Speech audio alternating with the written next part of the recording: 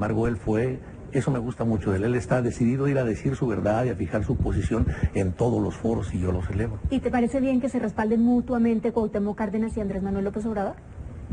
Yo creo que hay una coincidencia en lo sustantivo en el tema, pero cada quien con sus formas de lucha y con su movilización.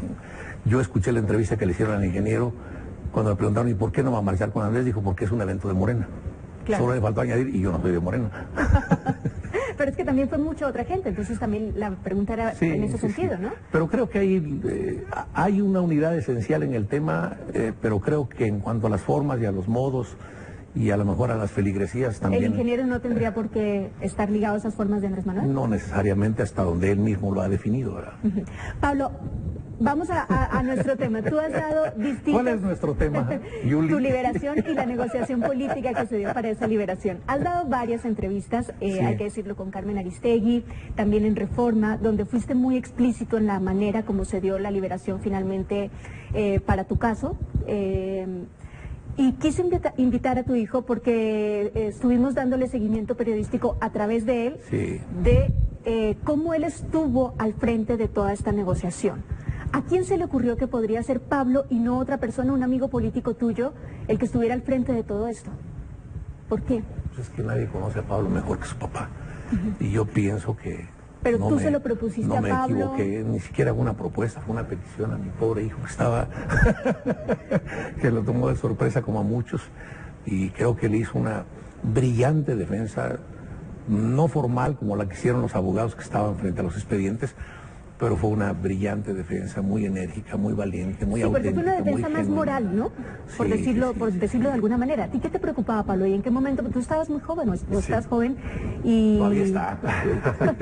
Pues hubieron muchas etapas, ¿no? La primera, que fue una etapa más de, pues, como dices, de sorpresa, de desesperación, y fue simplemente el buscar algún contacto, y en una primera etapa que duró muchos meses, fue de aguantar muchos mensajes ambiguos, ¿no? De mensajes de no es el gobierno, es su gente la que está declarando, aunque evidentemente no era así, hasta amenazas de decir si salen en la prensa, entonces va a haber una represalia, incluso el cambio del penal de la Mate cerca de la capital al penal de Huixtla, que es uno de los más pequeños en la costa, tuvo que ver precisamente con la molestia por una vez que salieron sus abogados aquí con Carlos Puch en su programa justo aquí en Milenio. Entonces, de esa etapa inicial, después, cuando se acercaba el final del gobierno de Sabines, cuando ya se habían ganado varios de los casos, entró en otra etapa la negociación. Claro, pero vamos un poco más despacio, Pablo. Tú, ¿sí? Esta decisión la consultaste con tu mamá, la consultaste con amigos de tu papá, la consultaste con tu papá.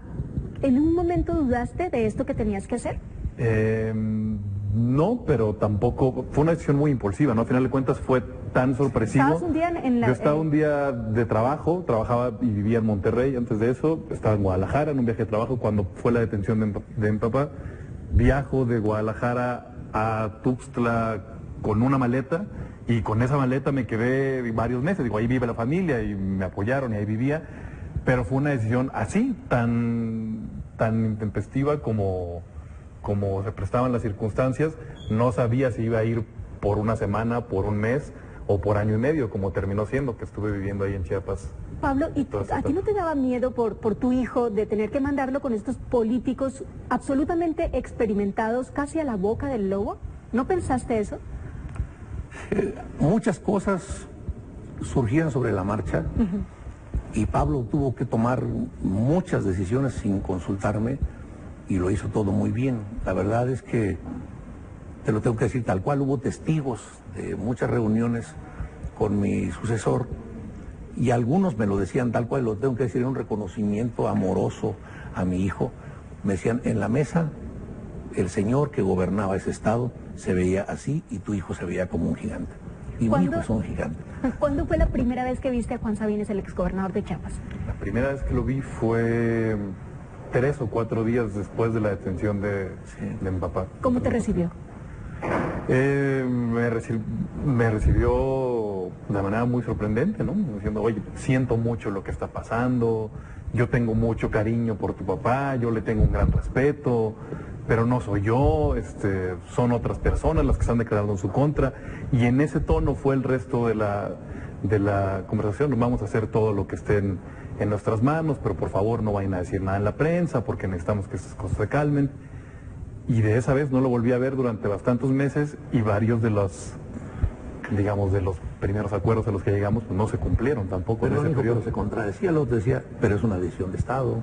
Es decir, no Bueno, soy sí, yo, era muy contradictorio no soy yo, en el sentido de, mira, no soy yo, le tengo mucho cariño y mucho respeto a tu padre, pero por momentos también era, mira, tu padre estaba haciendo campaña en el Estado y también era una decisión de Estado, estaba desestabilizando la situación tan frágil que vive Chiapas, y así en esa ambigüedad. ¿Tú tenías la fue seguridad, conversación. Pablo, de que sí era él y que era un asunto absolutamente político y que tú lo estabas incomodando a él, de alguna forma? ¿O qué seguridad, qué certeza tenías tú en ese momento? Toda, la tuve y la tengo. Es muy claro. Él inició una campaña mediática en contra mía desde el 3 meses de iniciado su gobierno, y él me escogió desde entonces como un distractor. La campaña duró toda su administración y me usó a mí para distraer, y por eso usé la figura en alguna entrevista de agarren al ladrón, ¿no? Este es el ladrón, pero el que iba con el botín era él. Eso fue lo que intentó hacer durante 5 o 6 años. Pero mira, el tiempo pone las cosas en su lugar, Yuli. Hoy hay un profundo desprecio en Chiapas por ese gobierno y hay un creciente respeto por lo que nosotros hicimos en Chiapas. Y déjame decirte, por cierto, contigo voy a cerrar este tema de Sabines y de su persecución en contra mía y de mi familia y de mis amigos, que fue muy dolorosa. No voy a volver a hablar de ello. Tú me dijiste, fuiste muy explícito en el tema, y la razón es porque yo decidí regresar a la política. Decidí, después de 14 años de militar en un partido político, animado por Carlos Sotelo, un gran amigo, un hombre con una gran autoridad política, con un liderazgo en el que yo creo, y decidí apoyar a Sotelo. Él me convenció y yo decidí sacar todo lo que pudiera sacar. ¿Pero tú ya estabas decidido a no regresar a la política? Bueno, pero ¿Ya era una decisión que habías tomado antes de Carlos Sotelo? A Gandhi le dijeron una vez en una entrevista radial algo y dio una respuesta diferente, y su discípulo le dijo, oiga maestro, la semana pasada usted dijo una cosa diferente. Dice, no sabes cómo he aprendido en una semana. Bueno, los seres humanos cambiamos de opinión, Yuli, claro. Sí. Tú habías yo tenía decidido... que regresar, yo había decidido, porque veía un futuro diferente al que luego llegó. Yo había decidido retirarme de la política, pero una vez que ocurrió lo que ocurrió, yo tengo que regresar para reivindicarme políticamente, para restaurar mi nombre, el nombre de la familia, el nombre de mis amigos, del gobierno que tuvimos en Chiapas de 2000 a 2006. Pero esta reivindicación de cierta forma te la ha dado esta negociación política que no ha negado en ningún momento Jaime Sabines. Y la pregunta Juan, no Sabines... lo subas de nivel. Perdón. Juan Sabines, y la pregunta que queda acá es, ¿por qué vas tú al PRD, Pablo?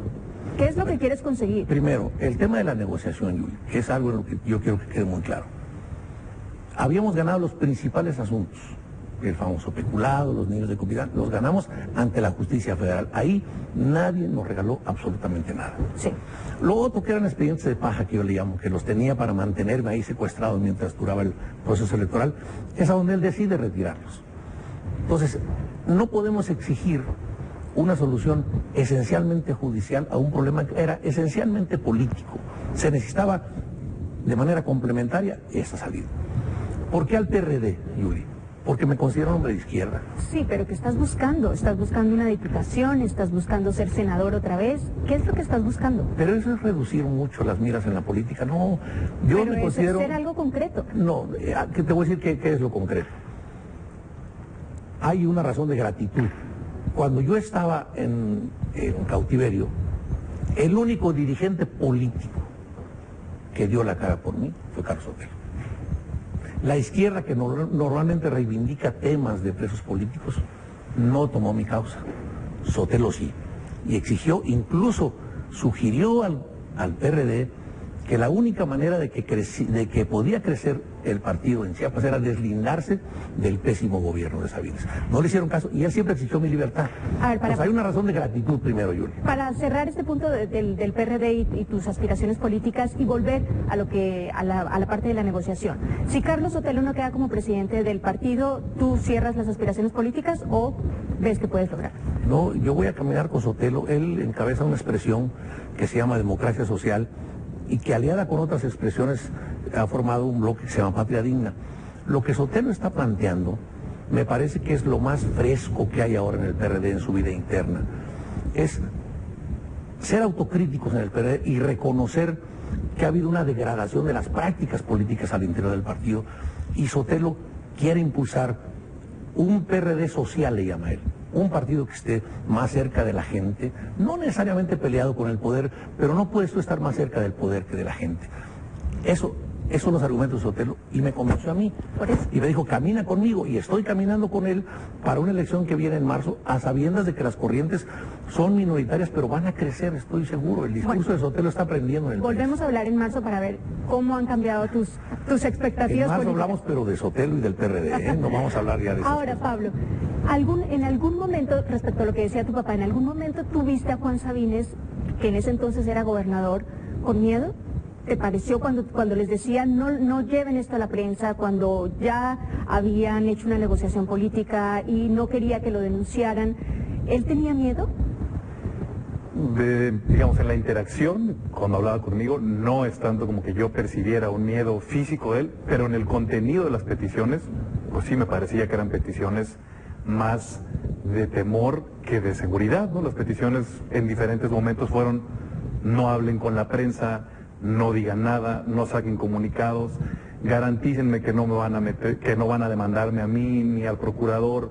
Incluso garantías que no se dieron, pero garantícenme que cuando todo eso termine no van a volver a hablar en la prensa, que tu papá se va a retirar, que va a ir a vivirse fuera de Chiapas, que todo tipo de peticiones que no necesariamente todas transitaron. ¿Y cómo percibías a ese gobernador?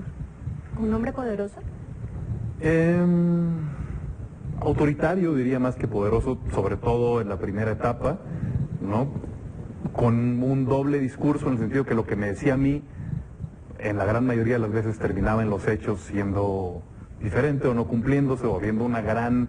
La cordialidad que él tenía conmigo contrastaba con el trato durísimo que tenían con papá dentro de la cárcel y con nosotros también como familia. Pablo, si tú fuiste ganando tantos recursos jurídicos, ¿por qué aceptaste esta negociación con Juan Sabines? Habían prácticamente, en número redondo, 60 familias que estaban sufriendo lo indecible. Si tú hubieras estado solo, ¿no lo hubieras aceptado? Porque él al final te exige no denunciarte, y en un Estado de Derecho alguien tendría que pagar por lo que te hizo, por meterte a prisión políticamente. Pues mira lo que es la vida, ahora hay denuncias en contra de él de otros que ni siquiera estuvieron presos en mis causas, y yo tenía que pensar en mucha gente, en mis propios hijos, que estaban sufriendo innecesariamente. Lo que planteaban era acortar los tiempos, sencillamente. Iba a salir, irremediablemente iba a salir de esa prisión ganando todos los asuntos, porque yo fui un preso político, porque siempre reivindiqué mi inocencia, porque los expedientes fueron prefabricados, no había nada, ningún sustento, era realmente una venganza política inhumana, porque afectó a 60 familias, ahí habían esposas, esposos, hijos, nietos, hermanos, papás, muchísima gente.